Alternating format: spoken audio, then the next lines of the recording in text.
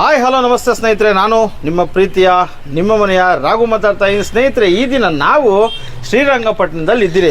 ಇಲ್ಲಿ ವಿಚಾರ ಏನಪ್ಪ ಅಂದರೆ, ಆ ನದಿ ತೀರದ ಹತ್ರ ಹೋದಾಗ, ಶ್ರೀರಂಗಪಟ್ಟಣದಲ್ಲಿ ನದಿ ತೀರದ ಹತ್ರ ಹೋದಾಗ ಹಲವಾರು ಪೂಜೆಗಳು ಮಾಡ್ತಿರ್ತಾರೆ. ಅದು ಯಾವ್ಯಾವ ಪೂಜೆ ಏನು ಅಂತ ಕೆಲವ್ರಿಗೆ ಸರಿಯಾಗಿ ಗೊತ್ತಿರಲ್ಲ. ಆದರೆ ಇಲ್ಲಿ ನಮ್ಮ ಜೊತೆ ಒಬ್ಬರು ಗುರುಗಳಿದ್ದಾರೆ. ಬನ್ನಿ ಗುರುಗಳನ್ನ ಮಾತಾಡ್ಸೋಣ, ಅವ್ರ ಹೆಸರು ಕೇಳೋಣ, ಯಾವ್ಯಾವ ಪೂಜೆ ಅಂತ ಕೇಳೋಣ. ಬನ್ನಿ ಗುರುಗಳೇ, ನಮಸ್ತೆ. ನಮಸ್ತೆ. ಹೆಸರು ತಿಳಿಸ್ಕೊಡ್ರಿ. ನನ್ನ ಹೆಸರು ಅಭಿಷೇಕ್ ಕಲ್ಯಾಣ್ ಪುರೋಹಿತರ ಅಂತ. ಇಲ್ಲೇ ಶ್ರೀರಂಗಪಟ್ಟಣದಲ್ಲಿ ನದಿ ತೀರದಲ್ಲಿ ಅಪರ ಕರ್ಮಗಳು ಅಂತ ಹೇಳಿದ್ರೆ ಶ್ರಾದ್ದ ಕಾರ್ಯವನ್ನ ಇಲ್ಲೇ ನದಿ ತೀರದಲ್ಲಿ ಮಾಡ್ತಾ ಇದೀವಿ. ಗುರುಗಳೇ, ಇಲ್ಲಿ ಸುತ್ತಮುತ್ತ ಊರುಗಳಿಗಾಗಿರ್ಬೋದು, ಇಲ್ಲ ದೊಡ್ಡಬಳ್ಳಾಪುರ ಸುತ್ತಮುತ್ತ ಆಗಿರ್ಬೋದು, ಇಲ್ಲ ದೇವನಹಳ್ಳಿ, ಈ ಕಡೆ ಎಲ್ಲ ಶ್ರೀರಂಗಪಟ್ಟಣಕ್ಕೆ ಬರಬೇಕು ಅಂತ ಅನ್ಕೊಂತಾರೆ. ಇಲ್ಲಿ ನದಿ ತೀರದಲ್ಲಿ ಬಂದಾಗ ಏನೋ ಒಂದು ಪೂಜೆ ಮಾಡಿಸ್ಬೇಕು ಅಂತ ಅವ್ರು ಬಂದಿರ್ತಾರೆ. ಆದರೆ ಯಾವ್ಯಾವ ಪೂಜೆ ಅನ್ನೋದು ಅವ್ರಿಗೆ ಗೊತ್ತಿರಲ್ಲ. ಅರ್ಥ ಆಯ್ತಾ? ನಿಮ್ಮ ಕಡೆಯಿಂದ ನಾವು ತಿಳ್ಕೊಳ್ಳೋಣ ಅಂತ ನಾನು ನಿಮಗೆ ಕೇಳ್ತಾ ಇದ್ದೀನಿ. ನಮಸ್ತೆ ಎಲ್ಲರಿಗೂ. ಈ ಚಾನಲ್ ನೋಡ್ತಾ ಇರುವಂಥ ಎಲ್ಲ ಜನತೆಗೂ ನನ್ನ ನಮಸ್ಕಾರಗಳು. ಅಂದರೆ ಕಾವೇರಿ ನದಿ ತೀರದಲ್ಲಿ ಶ್ರೀರಂಗಪಟ್ಟಣದಲ್ಲಿ ಕಾರ್ಯಕ್ರಮಗಳು ಯಾವುದು ಮಾಡ್ತೀರಾ ಅನ್ನೋದಕ್ಕಿಂತ ಇದು 7 ಪುಣ್ಯಕ್ಷೇತ್ರಗಳಲ್ಲಿ ಒಂದಾದಂತಹ ಒಂದು ಪುಣ್ಯ ನದಿ ಕಾವೇರಿ ನದಿ ತೀರದಲ್ಲಿ ಅಪರ ಕಾರ್ಯಗಳನ್ನು ನಾವು ಇಲ್ಲಿ ನಡೆಸ್ಕೊಡ್ತೀವಿ.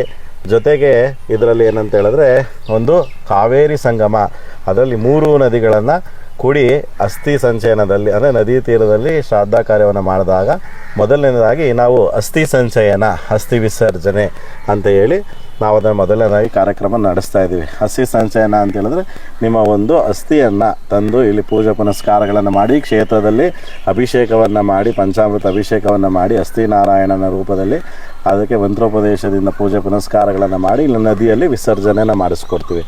ಎರಡನೇದಾಗಿ ನಾವು ಇಲ್ಲಿ ಪಿಂಡ ಪ್ರದಾನ ಅಂತ ಹೇಳಿದ್ರೆ, ಅವರು ಕಾಲಾದ ನಂತರ 3 ದಿನಗಳ ಶ್ರಾದ್ದ ಅಥವಾ 10ನೇ ದಿನ ಶ್ರಾದ್ದದಲ್ಲಿ ಪಿಂಡ ಪ್ರದಾನವನ್ನು ಮಾಡಿಸಿ ತಿಲ ತರ್ಪಣವನ್ನು ಕೊಟ್ಟು ಇಲ್ಲಿ ನದಿ ತೀರದಲ್ಲಿ ಶಾಸ್ತ್ರೋಕ್ತವಾಗಿ ಪುಣ್ಯಹಾನ ಮಾಡಿಸ್ಕೊಂಡು ಅದಕ್ಕೆ ಆದಂಥ ಪಿತೃದೇವತೆಗಳಿಗೆ ಒಂದು ಕಾರ್ಯವನ್ನು ಅವರು ಸಲ್ಲಿಸೋಕ್ಕೆ ಇಲ್ಲಿ ಪಿಂಡ ಪ್ರದಾನವನ್ನು ಮಾಡಿಸ್ಕೊಡ್ತೀವಿ. ನಂತರದಲ್ಲಿ ಅದೇ ಕಾರ್ಯದ ಜೊತೆ ಇಲ್ಲಿ ತಿಲ ತರ್ಪಣ, ಪಿಂಡ ಪ್ರದಾನ, ತಿಲ ಹೋಮ ಅಂತ ಬರುತ್ತೆ. ಅಂದರೆ ಕರ್ಮಾದಿಗಳನ್ನ ಕಳೆಯೋಕ್ಕೆ ಅಂತ ಬಂದಾಗ ಇಲ್ಲಿ ನದಿ ತೀರದಲ್ಲಿ ತಿಲ ಹೋಮ ಅಂದರೆ ಎಳ್ಳನ್ನು ಹಾಕಿ ಹೋಮವನ್ನು ಮಾಡಿ ಪಿತೃದೇವತೆಗಳಿಗೆ ಸವಿತನ್ನು ಅರ್ಪಿಸಿ ಅವರ ಆತ್ಮಕ್ಕೆ ಶಾಂತಿ ಸದ್ಗತಿಗಳು ಕೊಟ್ಟು ಭಗವಂತ ಕಾಪಾಡಲಿ ಅಂಥೇಳಿ ಹಿರೀಕರ ಮುಖಾಂತರದಲ್ಲಿ ನಾವು ಪಿತೃದೇವತೆಗಳ ಆತ್ಮಕ್ಕೆ ಶಾಂತಿಯನ್ನು ಕೊಟ್ಟು ಕುಟುಂಬವನ್ನು ಅಭಿವೃದ್ಧಿ ಮಾಡೋಕ್ಕೆ ಕಾರ್ಯವನ್ನು ಮಾಡುವಂಥ ಈ ಅಪರ ಕಾರ್ಯದಲ್ಲಿ ಅವರ ಆಶೀರ್ವಾದಗಳು ಸಿಗಲಿ ಅಂತೇಳಿ ನದಿ ತೀರದಲ್ಲಿ ಶಾಸ್ತ್ರೋಕ್ತವಾಗಿ ನಾವು ಈ 2 ಕಾರ್ಯಕ್ರಮಗಳನ್ನ ಇಲ್ಲಿ ಮಾಡ್ತೀವಿ. ಗುರುಗಳೇ ಹೇಳಿ, ಈ ಪಿತೃಶಾಪ, ಈ ಪಿತೃದೋಷ ಅನ್ನೋ ಒಂದು ಪೂಜೆ ಯಾವುದು ಗುರುಗಳೇ? ಪಿತೃದೋಷ ಅಥವಾ ಪಿತೃಶಾಪ ಅಂತ ಹೇಳಿದ್ರೆ ಅದು 2 ಪೂಜೆನೂ ಒಂದೇ ಆಗಿರ್ತದೆ. ಅಂದರೆ ನದಿ ತೀರದಲ್ಲಿ, ಕಾವೇರಿ ನದಿ ತೀರದಲ್ಲೇ ಈ ಪಿತೃದೋಷಕ್ಕೆ ಸಂಬಂಧಪಟ್ಟಂಥ ಪೂಜೆಗಳು ಮತ್ತು ಪಿತೃದೋಷಕ್ಕೆ ನಿವಾರಣೆ ಆಗುವಂಥ ಪೂಜೆಗಳನ್ನು ನದಿ ತೀರದಲ್ಲೇ ಮಾಡಿಸ್ತೀವಿ. ಅದರಲ್ಲಿ ನಾವೇನು ಮಾಡ್ತೀವಿ ಅಂತೇಳಿದ್ರೆ, ಲಗ್ನದಿಂದ 5ನೇ ಮನೆಯಲ್ಲಿ ಮತ್ತು 6ನೇ ಮನೆಯಲ್ಲಿ ರವಿಯ ದೃಷ್ಟಿ, ರಾಹು ಮತ್ತು ಗುರು ರವಿಯ ದೃಷ್ಟಿ ಇತ್ತು ಅಂತ ಹೇಳಿದ್ರೆ ಅಂಥವರ ಜಾತಕದಲ್ಲಿ ಪಿತೃದೋಷ ಅಂತ ಇರುತ್ತದೆ. ಅದನ್ನು ನಿವಾರಣೆ ಮಾಡಬೇಕು ಅಂದರೆ ನದಿ ತೀರದಲ್ಲೇ ಬಂದು ಅದಕ್ಕೆ ಶಾಸ್ತ್ರೋಕ್ತವಾಗಿ ಮೋಕ್ಷ ನಾರಾಯಣ ಬಲಿ ಅಥವಾ ನಾರಾಯಣ ಬಲಿಯ ಪೂಜೆಯನ್ನು ನದಿ ತೀರದಲ್ಲೇ ಮಾಡಿಸ್ಕೋಬೇಕು.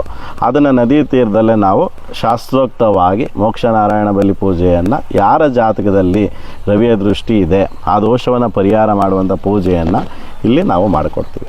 ಈ ಪಿತೃದೋಷದಲ್ಲಿ ನಾರಾಯಣ ಬಲಿ ಅಂತ ಹೇಳಿದ್ರೆ, ಅದು ಯಾರು ಮಾಡಿಸ್ಬೇಕು, ಯಾಕೆ ಮಾಡಿಸ್ಬೇಕು ಅಂತ ಅದ್ರ ಬಗ್ಗೆ ಸ್ವಲ್ಪ ಹೇಳ್ತೀರಾ? ನೋಡಿ, ನಾರಾಯಣ ಬಲಿ ಅಥವಾ ಪಿತೃದೋಷ ಪಿತೃಶಾಪಕ್ಕೆ ಒಂದು ಪರಿಹಾರವಾಗಿ ನಾರಾಯಣ ಬಲಿ ಯಾಕೆ ಮಾಡಿಸ್ಬೇಕು ಅಂತ ಹೇಳಿದ್ರೆ, ಅದನ್ನು ತಂದೆ ತಾಯಿಗಳು ಕಾಲ ಆದ ನಂತರ ಅಥವಾ ಜಾತಕದಲ್ಲಿ ಈ ಒಂದು ದೋಷ ಇದ್ದಾಗ, ಯಾವುದು ಪಿತೃದೋಷ ಇದ್ದಾಗ ನಂತರದಲ್ಲಿ ಕುಟುಂಬದಲ್ಲಿ ಈ ಪಿತೃದೇವತೆಗಳು ಅಂದರೆ ತಂದೆಯಿಂದ 3 ತಲೆಮಾರು, ತಾಯಿಯಿಂದ 3 ತಲೆಮಾರು, ಇದರಲ್ಲಿ ಕುಟುಂಬದಲ್ಲಿ ಯಾವುದಾದ್ರೂ ನಿಮಗೆ ಅಕಾಲಿಕ ಮರಣ ಅಥವಾ ವ್ಯಾಧಿ ಮರಣ ಅಥವಾ ದುರ್ಮರಣ ಅಂತ ಇರ್ತದೆ.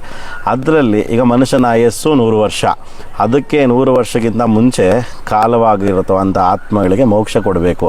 ಹಂಗಾಗಿ ಯಾರ್ಯಾರು ಅಥವಾ ಹಾರ್ಟ್ ಅಟ್ಯಾಕ್ ಆಗಿ ತೀರೋಗಿದ್ರೆ, ಅಥವಾ ವಿಷ ಕುಡ್ದು ತೀರೋಗಿದ್ರೆ, ಅಥವಾ ನದಿಯಲ್ಲಿ ಬಿದ್ದು ಅಥವಾ ಕೆರೆಯಲ್ಲಿ ಮುಳುಗಿ ತೀರೋಗಿರ್ತಾರೆ, ಅಥವಾ ಆಕ್ಸಿಡೆಂಟ್ ಆಗಿ ತೀರೋಗಿರ್ತಾರೆ, ಅಥವಾ ಕರೆಂಟ್ ಹೊಡೆದು ತೀರೋಗಿರುತ್ತೆ, ಅಥವಾ ಮತ್ತು ಯಾವುದೋ ಒಂದು ಜಾಂಡೀಸ್ ಬಂದು ಆ ಥರ ಅನಾರೋಗ್ಯ ಸಮಸ್ಯೆಯಿಂದ ಬಳಲಿ ತುಂಬ ಆತ್ಮಕ್ಕೆ ಅಂದರೆ ತುಂಬ ದೇಹದಿಂದ ಬಾಧಿತವಾಗಿ ಸತ್ತಂಥ ಆತ್ಮಗಳಿಗೆ ಮೋಕ್ಷ ಸಿಕ್ಕಿರಲ್ಲ. ಹಂಗಾಗಿ ಆಯಸ್ಸು ಇನ್ನು ಮುಗಿದೇನೆ ಆಸೆ ಇದ್ದು ಅಂದರೆ ಬ್ರಹ್ಮಚಾರಿಗಳು ಮದುವೆ ಆಗಿಲ್ದೇನೆ ತೀರೋದಂಥ ಆತ್ಮಗಳಿಗೆ ಒಂದು ಮೋಕ್ಷವನ್ನು ಕೊಟ್ಟು ಅಂಥವರಿಂದ ಕುಟುಂಬಕ್ಕೆ ಆಶೀರ್ವಾದ ಸಿಕ್ಕಲಿ, ಅವ್ರು ಹೋಗಿ ವೈಕುಂಠಕ್ಕೆ ಅವನು ನಾರಾಯಣನ ಸನ್ನಿಧಾನಕ್ಕೆ ಸೇರಿಕೊಂಡು ಅಂಥವರಿಂದ ಮುಂದೆ ಯಾವುದು ಕುಟುಂಬದಲ್ಲಿ ಸಮಸ್ಯೆಗಳು ಬರದೇ ಇರಲಿ ಅಂತೇಳಿ ನಾವು ಈ ಮೋಕ್ಷ ನಾರಾಯಣ ಬಲಿ ಪೂಜೆಯನ್ನು ನದಿ ತೀರದಲ್ಲಿ ಶಾಸ್ತ್ರೋಕ್ತವಾಗಿ ಮಾಡಿಕೊಡ್ತೀವಿ. ಗುರುಗಳೇ, ಹೇಳಿ. ಈ ಅಕಾಲಿಕ ಮರಣಕ್ಕೆ ನಾರಾಯಣ ಬಲಿ ಅಂತ ಹೇಳಿದ್ರೆ ಇದು ಯಾರು ಬಂದು ಮಾಡಿಸ್ಬೇಕು, ಯಾರ್ಯಾರು ಮಾಡಿಸ್ಬೇಕು? ಅಂದರೆ ಈ ಅಕಾಲಿಕ ಮರಣ ಆಗಿದೆ, ಯಾವ ಕುಟುಂಬದಲ್ಲಿ ಅಕಾಲಿಕ ಮರಣ ಆಗಿದೆ ಅವ್ರ ಕುಟುಂಬದಲ್ಲಿ ಯಾರು ವ್ಯಕ್ತಿಗಳು, ಗಂಡು ವ್ಯಕ್ತಿಗಳು ಯಾರು ಇರ್ತಾರೋ ಪ್ರಧಾನವಾಗಿ ಅವರು ಬಂದು ಕರ್ತೃವಾಗಿ ಅವರು ಆ ಶ್ರಾದ್ದವನ್ನು ಮಾಡಬೇಕು. ನದಿ ತೀರದಲ್ಲಿ ಮಾಡಿ ಪಂಚಕಳಶ ಆರಾಧನೆ ಮಾಡಿ ಗಣಪತಿ ಪೂಜೆ ನವಗ್ರಹ ಪೂಜೆಗಳನ್ನು ಮಾಡಿಕೊಂಡು ನಾವು ಇದರಲ್ಲಿ ತ್ರಿಪಿಂಡಿ ಶ್ರಾದ್ದ ಅಂತ ಕರಿತೀವಿ. ಅದ್ರ ಜೊತೆಗೆ ತ್ರಿಪಿಂಡಿ ಶ್ರಾದ್ದ ಜೊತೆಗೆ ತಿಲ ಹೋಮ, ತಿಲ ತರ್ಪಣ, ಪಿಂಡ ಪ್ರದಾನ ಮಾಡಿ ಅದಾದ ನಂತರ ನಾರಾಯಣ ಬಲಿ ಅಂದರೆ ದ್ವಾದಶ ಪಿಂಡಗಳು ಅಂಥೇಳಿ ನಾರಾಯಣನ 12 ಅವತಾರ ಅಂತ ಹೇಳಿದ್ರೆ ನಾರಾಯಣ, ಮಾಧವ, ಮಧುಸೂದನ, ದಾಮೋದರ, ವಿಕ್ರಮ, ಅನಿರುದ್ಧ, ಪ್ರದ್ಯುಮ್ನ ಅಂತೇಳಿ 12 ದ್ವಾದಶ ನಾಮಗಳ ಮುಖಾಂತರವಾಗಿ ಪಿಂಡವನ್ನು ಇಟ್ಟು ವಿಷ್ಣುವಿನ ಪಾದಕ್ಕೆ ಪೂಜೆಯನ್ನು ಮಾಡಿ ಅಂಥ ಆತ್ಮಗಳಿಗೆ ಮೋಕ್ಷವನ್ನು ಕೊಟ್ಟು ಆ ಒಂದು ವೈಕುಂಠದಲ್ಲಿ ಅವರಿಗೆ ಜಾಗವನ್ನು ಕೊಟ್ಟು ಮತ್ತೆ ಕುಟುಂಬದಲ್ಲಿ ಅವರಿಗೆ ಪುನರ್ಜನ್ಮ ಅಂತ ಇದ್ದರೆ ಇದೇ ಕುಟುಂಬದಲ್ಲಿ ಒಂದು ಮಗುವಾಗಿ ಜನಿಸಿ ಬರಲಿ ಅಂತೇಳಿ ಅವ್ರ ದೋಷಗಳೆಲ್ಲ ಪರಿಪೂರ್ಣವಾಗಿ ಕುಟುಂಬದಿಂದ ಮುಕ್ತಿಯಾಗಿ ಮತ್ತು ಅವರಲ್ಲಿದ್ದಂಥ ದೋಷಗಳೆಲ್ಲ ಪರಿಪೂರ್ಣವಾಗಿ ಕಳೆದು ಈ ಒಂದು ನಾರಾಯಣನ ಆಶೀರ್ವಾದದಿಂದ ಅಂಥ ಆತ್ಮಗಳ ತೃಪ್ತ ಆತ್ಮಗಳ ಭಗವಂತನ ಪಾದದಲ್ಲಿ ಸೇರಿಕೊಂಡು ಅಂಥವರಿಂದ ಕುಟುಂಬದಲ್ಲಿ ಆಶೀರ್ವಾದ ಸಿಕ್ಕಲಿ, ಮುಂದೆ ಕುಟುಂಬದಲ್ಲಿ ಯಾವುದೇ ರೀತಿಯಾದಂತಹ ಅಸ್ವಾಭಾವಿಕ ಸ್ವಾಭ ಕುಟುಂಬದಲ್ಲಿ ನಡೀದೇ ಇರೋ ರೀತಿಯಲ್ಲಿ ನಾವು ಇದೇನು ಕಾರ್ಯ ಇರ್ತದೋ ಅದನ್ನು ಶಾಸ್ತ್ರೋಕ್ತವಾಗಿ ಮುಗಿಸ್ಕೊಂಡು ನಂತರದಲ್ಲಿ ಎಲ್ಲ ದೋಷಗಳನ್ನು ಪರಿಪೂರ್ಣವಾಗಿ ಕಳ್ಕೊಳ್ಳುವಂಥದ್ದು, ನದಿ ತೀರದಲ್ಲಿ ಕರ್ಮಾಂತರವನ್ನು ಕಳ್ಕೊಳ್ಳುವಂಥದ್ದು.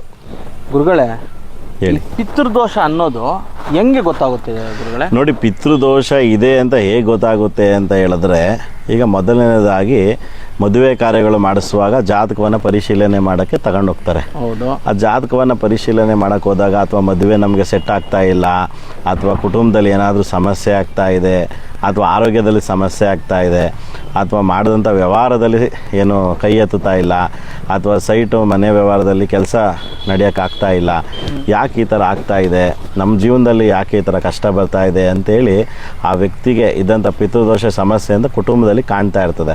ಅವರ ಒಂದು ಜಾತಕವನ್ನು ಜ್ಯೋತಿಷಿಗಳ ಬಳಿ ಹತ್ರ ಹೋಗಿ ಅವ್ರು ಕೂಲಂಕುಷವಾಗಿ ಜಾತಕವನ್ನು ಪರಿಶೀಲನೆ ಮಾಡಿದಾಗ ಅವ್ರಿಗೆ ಪಿತೃದೋಷ ಇದೆ ಅಂತ ಜ್ಯೋತಿಷಿಗಳು ತಿಳಿಸ್ಕೊಡ್ತಾರೆ. ಆಗ ಅದಕ್ಕೆ ಪರಿಹಾರವಾಗಿ ಏನು ಮಾಡ್ಕೋಬೇಕು ಅಂತೇಳಿ ಈ ನಾರಾಯಣ ಬಲಿಯನ್ನು ತಿಳಿಸ್ಕೊಟ್ಟಾಗ ಆಗ ಆ ನಾರಾಯಣ ಬಲಿಯಿಂದ ಈ ಒಂದು ತೊಂದರೆಗಳಿಗೆ ನಾವು ಅದಕ್ಕೆ ಪರಿಹಾರವನ್ನು ಕೊಟ್ಟು ಪೂಜೆಯನ್ನು ಪುನಸ್ಕಾರಗಳನ್ನು ಮಾಡಿಸಿ ಅದಕ್ಕೆ ಪರಿಹಾರ ಮಾಡಿಕೊಡ್ತೀವಿ. ಗುರುಗಳೇ, ಈ ಪಿತೃದೋಷ ಐತೆ ಅಂತ ಗೊತ್ತಾದ ಮೇಲೆ ಅವರಿಗೆ ಯಾವ್ಯಾವ ಸಮಸ್ಯೆ ಕಾಣುತ್ತೆ? ಅಂದರೆ ಪಿತೃದೋಷದ ಜೊತೆಗೆ ಬರೀ ಪಿತೃದೋಷನೇ ಅವ್ರಿಗೆ ಕಾಡ್ತಾ ಇರಲ್ಲ, ಅದ್ರ ಜೊತೆಗೆ ಬೇರೆ ಹಲವಾರು ಸಮಸ್ಯೆಗಳಿರ್ತದೆ. ಆ ಹಲವಾರು ಸಮಸ್ಯೆಗಳಲ್ಲಿ ಮೊದಲನೇದಾಗಿ ಪಿತೃದೋಷದಲ್ಲಿ ಕಂಡುಬರುವಂಥದ್ದು ಮೊದಲನೇದಾಗಿ ಆರೋಗ್ಯ ಸಮಸ್ಯೆ, ಕುಟುಂಬದಲ್ಲಿ ಅಶಾಂತಿ ಮತ್ತು ಜಗಳಗಳಾಗ್ತಾ ಇರ್ತದೆ, ವೈಮನಸ್ಸು ಇರ್ತದೆ. ಅದಾದಮೇಲೆ ಅವ್ರು ಮಾಡುವಂಥ ವೃತ್ತಿಯಲ್ಲಿ ಸ್ವಲ್ಪ ವ್ಯವಹಾರದಲ್ಲಿ ಅವ್ರಿಗೆ ನಷ್ಟ ಅನುಭವಿಸ್ತಾ ಇರ್ತಾರೆ, ಅಥವಾ ಮದುವೆಗಳಾಗ್ತಾ ಇರಲ್ಲ, ಸಂತಾನಗಳಿರೋದಿಲ್ಲ. ಮದುವೆ ಆಗಿ 10 ವರ್ಷ 5 ವರ್ಷ ಆದ್ರೂ ಅವ್ರಿಗೆ ಸಂತಾನಗಳು ಇರುವುದಿಲ್ಲ.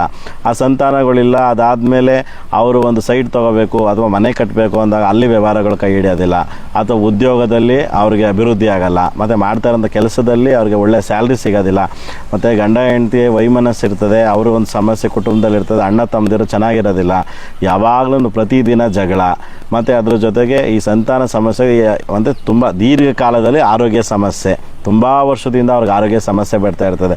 ಮೊದಲೇ ಅದು ಅಲ್ಲದೇ ಅಂದರೆ ತಂದೆ ತಾಯಿಯ ಶ್ರಾದ್ದವನ್ನು ಯಾರೂ ಕರೆಕ್ಟಾಗಿ ಮಾಡಿರಲ್ಲ, ಮತ್ತು ಅಪ್ಪ ಅಮ್ಮಂಗೆ ಒಂದು ಶ್ರಾದ್ದ ಮಾಡಿರಲ್ಲ, ಅಥವಾ ಅವ್ರಿಗೆ ಕರೆಕ್ಟಾಗಿ ಎಡೆ ಇಕ್ಕಿ ಪೂಜೆಯನ್ನು ಮಾಡಿ ಪಿಂಡ ಪ್ರದಾನ ತರ್ಪಣ ಮಾಡಿಸಿರಲ್ಲ, ಮತ್ತು ವರ್ಷಕ್ಕೆ ಒಂದು ಸತಿ ಆದರೂ ಅವ್ರ ಪಿತೃದೇವತೆಗಳನ್ನ ನೆನೆಸ್ಕೊಂಡು ಕಾರ್ಯವನ್ನು ಮಾಡಬೇಕು.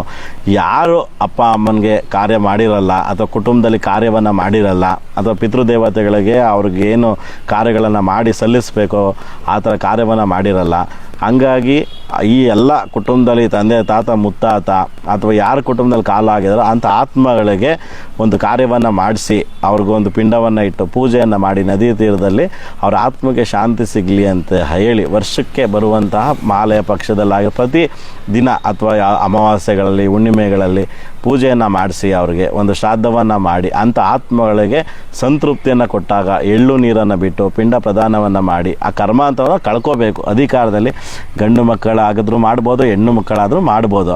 ಆ ಒಂದು ತಂದೆ ತಾಯಿ ಕೃತಜ್ಞತೆಯನ್ನು ಕೊಟ್ಟು ಪಿಂಡ ಪ್ರದಾನ ತರ್ಪಣ ಮಾಡಿ ಇವರು ಬದುಕಿರೋ ತನಕ ಪಿತೃದೇವತೆಗಳ ಆಶೀರ್ವಾದ ಸಿಕ್ಕಲಿ ಅಂತ ಹೇಳಿ ಕಾರ್ಯವನ್ನು ಯಾರು ಕರೆಕ್ಟಾಗಿ ಮಾಡ್ಕೊಂಡು ಬರ್ತಾರೋ ಅವ್ರಿಗೆ ಎಲ್ಲದರಲ್ಲೂ ಅಭಿವೃದ್ಧಿ ಆಗುತ್ತೆ. ಯಾರು ಮಾಡಿರಲ್ವೋ ಅವರು ಪಿತೃಶಾಪಕ್ಕೆ ಗುರಿ ಆಗ್ತಾರೆ. ಗುರುಗಳೇ, ಈ ಪಿತೃದೋಷದ ಬಗ್ಗೆ ಎಲ್ಲ ಹೇಳಿದ್ರಿ.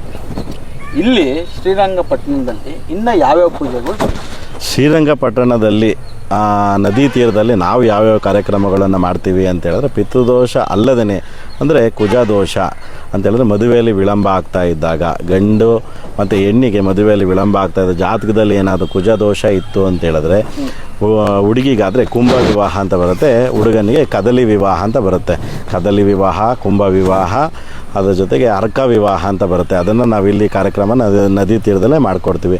ಅದಲ್ಲದೇ ಅಂದರೆ ನಕ್ಷತ್ರ ಸಂಧಿ ಶಾಂತಿಗಳು, ಶುಕ್ರ ಆದಿತ್ಯ ಸಂಧಿ ಶಾಂತಿಗಳು, ನವಗ್ರಹ ಶಾಂತಿಗಳು, ಗಣಪತಿ ಹೋಮ, ಮೃತ್ಯುಂಜಯ ಹೋಮ, ಈ ಎಲ್ಲ ಕಾರ್ಯಗಳು, ಗೋಮುಖ ಪ್ರಸವ ಶಾಂತಿ, ಈ ಥರ ಕಾರ್ಯಕ್ರಮಗಳನ್ನ ನದಿ ತೀರದಲ್ಲೇ ಶಾಸ್ತ್ರೋಕ್ತ ಮಾಡಿ ಅವ್ರಿಗೆ ದೋಷಗಳನ್ನು ಪರಿಪೂರ್ಣವಾಗಿ ಎಲ್ಲವನ್ನು ಕಳ್ಕೊಂಡು ಹೋಗಿ ಅವರು ಮುಂದೆ ಏನು ಆಗಬೇಕು ಶುಭ ಕಾರ್ಯಗಳನ್ನು ಮನೆಯಲ್ಲಿ ಮಾಡ್ಕೋಬೇಕು. ಆ ಥರದಲ್ಲಿ ಕಾರ್ಯಕ್ರಮಗಳು ಇಲ್ಲಿ ನಡೆಸ್ಕೊಳ್ಳಿ.